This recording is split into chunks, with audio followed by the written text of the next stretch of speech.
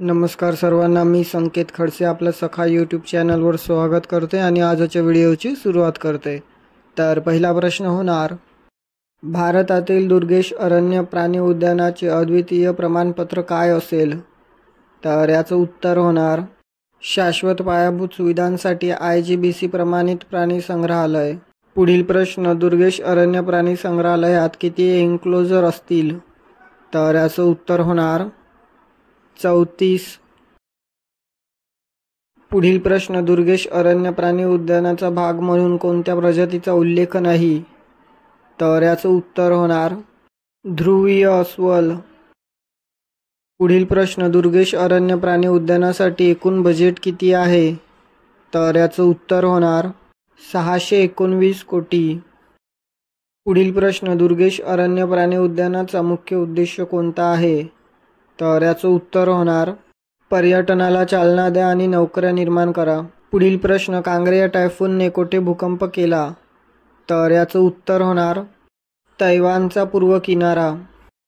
पुढील प्रश्न, टायफून कांगरे जेव्हा जमिनीवर आदळला तेव्हा त्याचा वाऱ्याचा वेग किती होता?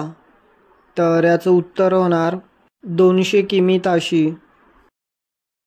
पुढील प्रश्न, कांगरे या टायफूनमुळे किती लोक जखमी झाल्याची नोंद आहे? तर याचं उत्तर होणार 70। पुढील प्रश्न, पत्रकारांविरुद्धच्या गुन्ह्यांसाठी दक्षतेचा अंत करण्यासाठी आंतरराष्ट्रीय दिवस IDEI चे उद्दिष्ट काय आहे? तर याचं उत्तर होणार पत्रकारांना संरक्षण द्या आणि न्याय मिळवा। पुढील प्रश्न, संयुक्त राष्ट्रांनी IDEI ची घोषणा कोणत्या वर्षी केली? तर याचं उत्तर होणार 2013। पुढील प्रश्न, पत्रकारांसाठी 2024 ची थीम कशावर केंद्रित आहे? तर याचं उत्तर होणार संकटे आणि आपत्कालीन परिस्थितीत पत्रकारांची सुरक्षा। पुढील प्रश्न, दक्षता जनजागृती सप्ताह 2024 कधी होतो? तर याचं उत्तर होणार 28 ऑक्टोबर ते 3 नोव्हेंबर। पुढील प्रश्न, सातारा काटा भवन येथे अखंडतेच्या प्रतिज्ञेचे नेतृत्व कोणी केले? तर याचं उत्तर होणार केंद्रीय दक्षता आयुक्त आणि दक्षता आयुक्त। पुढील प्रश्न, दीपम 2.0 योजनेचे प्राथमिक उद्दिष्ट कोणते आहे?